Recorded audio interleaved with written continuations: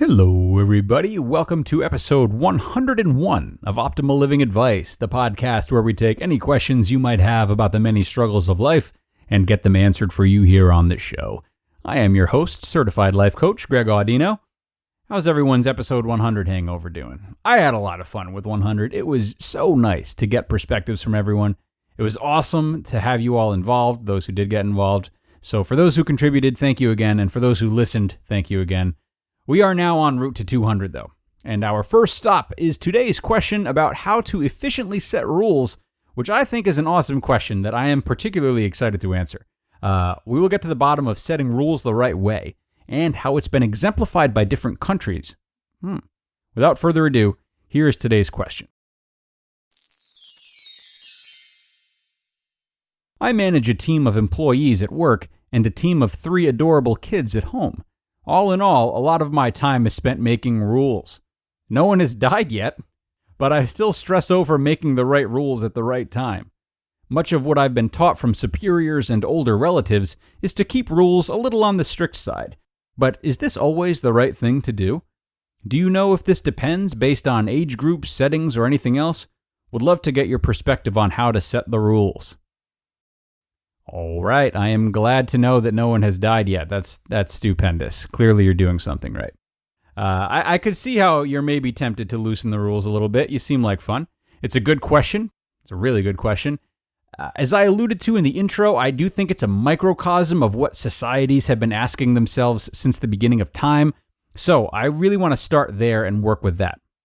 Now, cultural psychologists often define different countries as having tight or loose cultures. This basically pertains to how strict the rules are on a country-by-country basis. And of course, a big part of the reason they research this is to see what strengths and weaknesses come with having more or less restrictions. As you can imagine, looser-leaning cultures can be found in countries like Brazil, Australia, New Zealand. These are countries that are often run on individual liberties and a strong advocacy for freedom and self-expression. Simply put, the rules are looser, and citizens have a lot of privilege to make their own choices. The general result is a very laid-back lifestyle, a lot of celebration, and a warm and welcoming atmosphere for other people. Tighter-leaning cultures, on the other hand, have a lot of rules and a more uniform lifestyle. Places like South Korea and the Middle East, maybe Pakistan. I'd think Germany and Russia might fall into that category as well.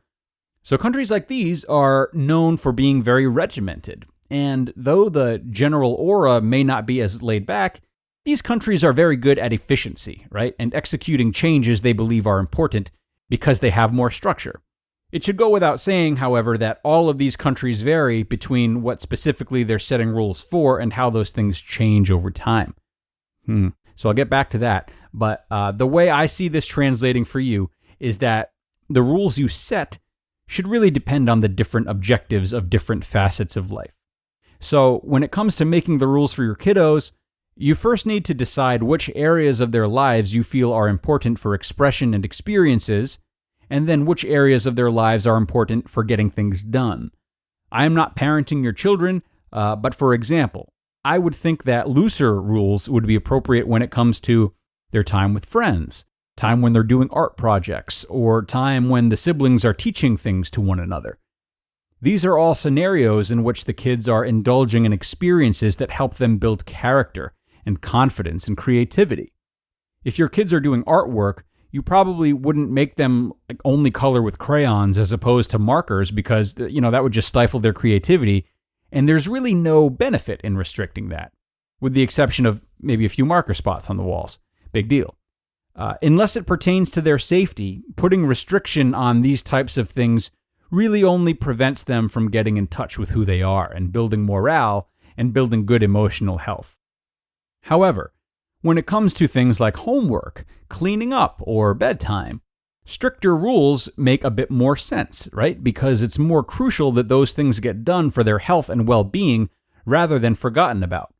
They're not necessarily indulgent experiences, but they're necessary for the long term.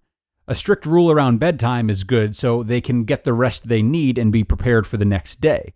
Concentrated homework or cleanup time without distractions is good so they learn to be responsible for contributing to others. See what I'm saying?